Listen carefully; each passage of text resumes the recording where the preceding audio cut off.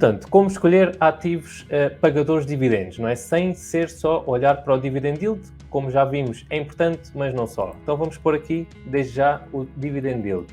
Ele é como, lá está, como uma taxa de juros que nós recebemos pelo investimento que fazemos. Acima de 3% de dividend yield já podemos considerar um dividend yield relativamente alto, não é? Nós vimos aqui o caso da Coca-Cola com 2 e tal por cento, as ações no geral andam aqui à volta de 2 e tal por cento, 3%. 3% já é um valor alto, mas é óbvio que quanto mais alto, melhor, desde que seja sustentável. Lá está, ok? E como é que nós avaliamos isso? Portanto, vou só aqui pôr acima de 3%, a nossa estratégia é viver dividendos, não é? Portanto, deixar aqui acima de 3%. Portanto, como é que nós então avaliamos a sustentabilidade? Em primeiro, temos que olhar para o dividend growth, okay? Para o crescimento dos dividendos. E nós vemos isso com um indicador muito bom que é o CAGR, é o CAGR, CAGR a 5 ou a 10 anos, por exemplo, ok? Ele diz-nos basicamente quanto é que é o crescimento anual dos dividendos, não é? Nós não queremos investir em empresas que não aumentam consistentemente o valor do dividendo que distribui, não é? Nós queremos investir em ativos que todos os anos estão ali, pelo menos uma vez por ano, não é? Estão ali a aumentar o valor do dividendo que distribuem, não é? Senão a empresa está parada na distribuição que faz. Isso é porque tem algo que nós nos devemos afastar enquanto investidores, ok? Enquanto investidores de estratégia de dividendos. Por isso, um ótimo, e até vou pôr aqui entre parênteses o CAGR a 5 ou 10 anos.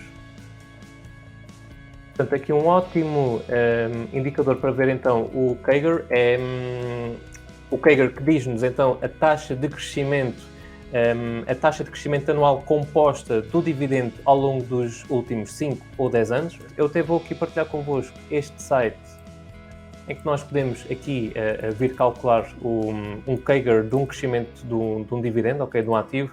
Se eu puser aqui que há 5 anos atrás, portanto, há 5 anos atrás, a Coca-Cola, por exemplo, pagava-me aqui um dividendo de $5 por ação e que agora me paga, passado 5 anos, não é? $8 por ação. Então, ela passou, há 5 anos atrás, ela pagava 5 dividendos, $5 em dividendos, neste momento paga $8 em dividendos. Por isso, a taxa de crescimento anual composta foi de 9% de crescimento ao ano. Isto é um valor muito bom, não é? Isto é uma espécie de aumento à nossa renda extra, não é? De 9%, 9,86% ao ano. Por isso, este valor aqui seria excelente. Era sinal que o dividendo está ali todos os anos a crescer quase 10%. Muito bom, não é? Mas, para sermos realistas, não é? Um bom valor seria, eu vou pôr aqui, acima de 3%, ok? Acima de 3%, também que é a semelhança do dividend yield, pelo menos 3% já podemos considerar aqui um CAGR, aqui uma taxa de crescimento anual, uma taxa boa, ok? Uma taxa sustentável. A partir daqui já é um bom valor. Claro que, lá está, quanto mais alta, melhor, não é? Se tivéssemos aqui os tais 9 ou 10%, seria ainda melhor. Mas a partir de 3% já podemos considerar aqui um valor bom de crescimento, ok? Próximo indicador é então o Payout Ratio. Payout Ratio, não é? É a percentagem dos lucros que são distribuídos sob a forma de dividendos, não é? Uma empresa, se tudo correr bem, ela gera lucro no final do ano. Portanto, e o Payout Ratio diz-nos então a percentagem dos lucros que são distribuídos sob a forma de dividendos aos acionistas, não é? Ou seja, por exemplo, se a Coca-Cola tiver tido um payout ratio de 60% no ano passado, significa, por exemplo, que a empresa pode ter pago $6 por ação em dividendos, enquanto que gerou $10 em lucro por ação, não é?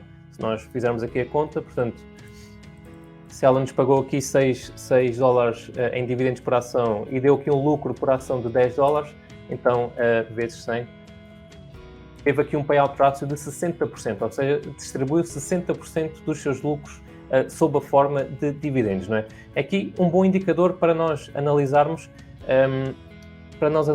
o quão seguro o dividendo de uma empresa é, ok? E quanto espaço ela tem para crescer este dividendo, ok? À beira dos 100%, já podemos ter ali um caso em que o crescimento não vai ser muito nos próximos tempos, está ali à beira do limite daquilo que pode-se distribuir, não é?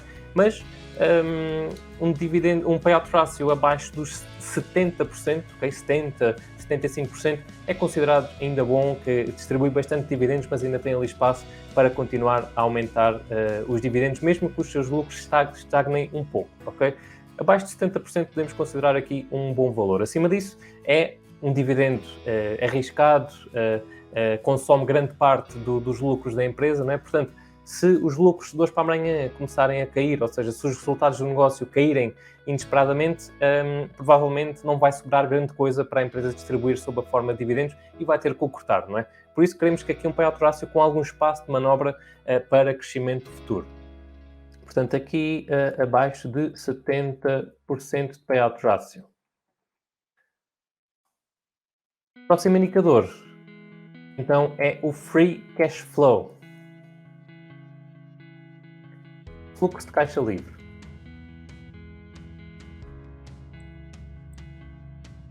Free Cash Flow, fluxo de caixa livre. Sem ele, sem fluxo de caixa livre, é muito improvável que uma empresa consiga sobreviver a longo prazo. Aqui o fluxo de caixa livre, ele é calculado usando a demonstração de fluxo de caixa de uma empresa, não é? Portanto, são os gastos de capital, ou seja, os gastos com propriedades, com instalações, com equipamentos, são subtraídos ao fluxo de caixa de operações, okay? Que dá aqui então o resultado do fluxo de caixa livre. Se uma empresa não consegue gerar fluxo de caixa livre, ela então não tem recursos nem para fazer recompras de ações, né, os tais buybacks, nem possui fluxo de caixa sustentável para usar em aquisições, para pagar dividendos aos acionistas, nem para amortizar as dívidas se quiser, ok? Por isso, é muito importante nós investirmos numa empresa cujo fluxo de caixa livre é alto e crescente ao longo do tempo.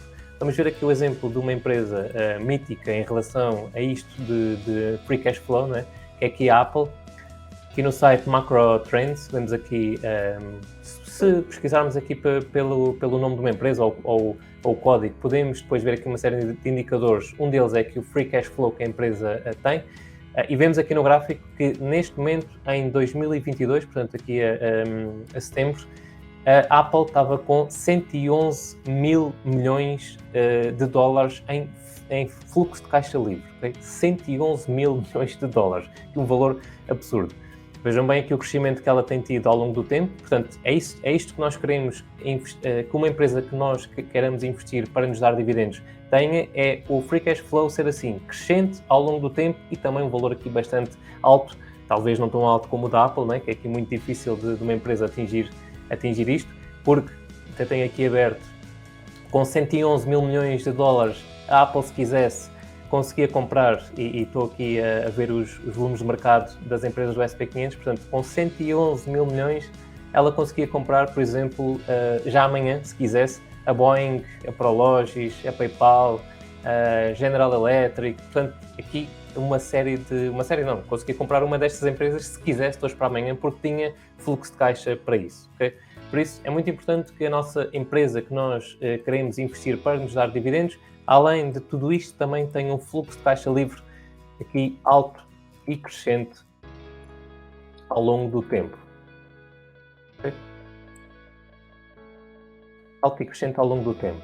O próximo indicador é aqui o Net Debt por EBITDA, ou, em português, dívida líquida sobre EBITDA.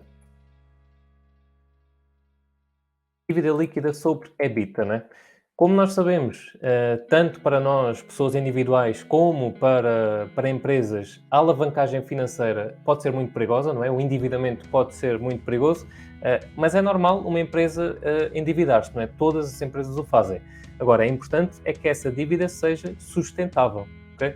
E sustentada pelo EBITDA. O EBITDA, e aqui até faltou aqui o T, o EBITDA, que é uma espécie de lucro bruto, okay? É o lucro antes de juros, impostos, depreciações e amortizações. Portanto, ele pode ser aqui o equivalente ao fluxo de caixa das operações do negócio antes dos juros, dos impostos, tudo isso, ok?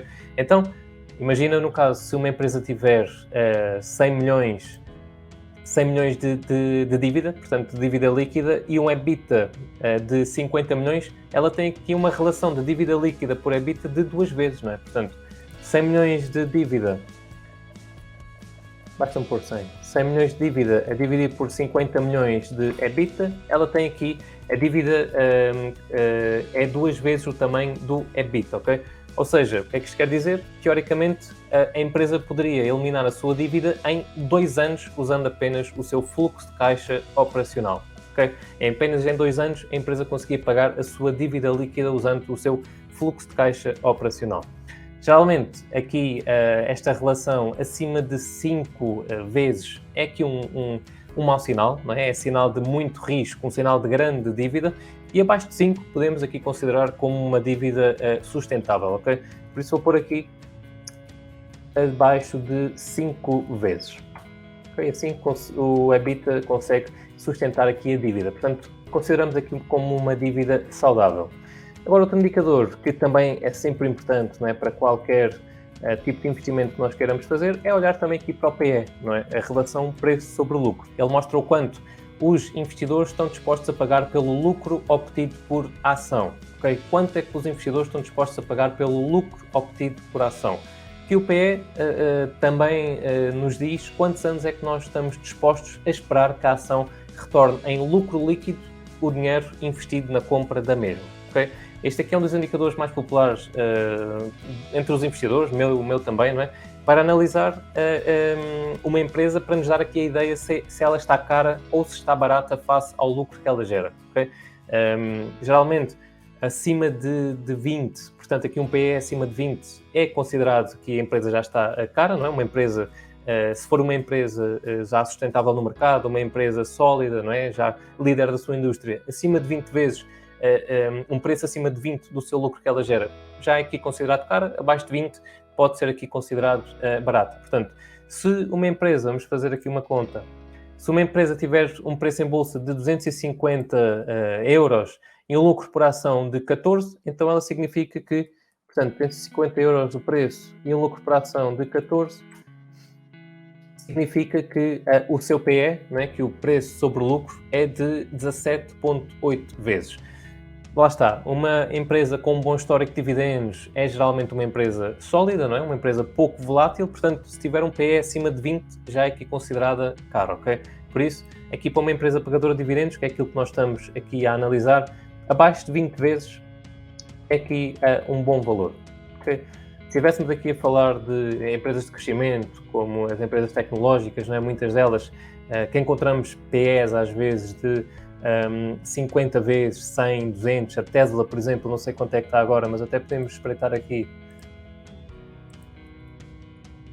Tesla Stock, quanto é que está aqui o PE da Tesla, quanto é que o rácio CL, está aqui a 59 vezes, vejam bem, não é? Porque os investidores têm muita expectativa de crescimento futuro, ok? Portanto, estão hoje dispostos a pagar o crescimento futuro da empresa.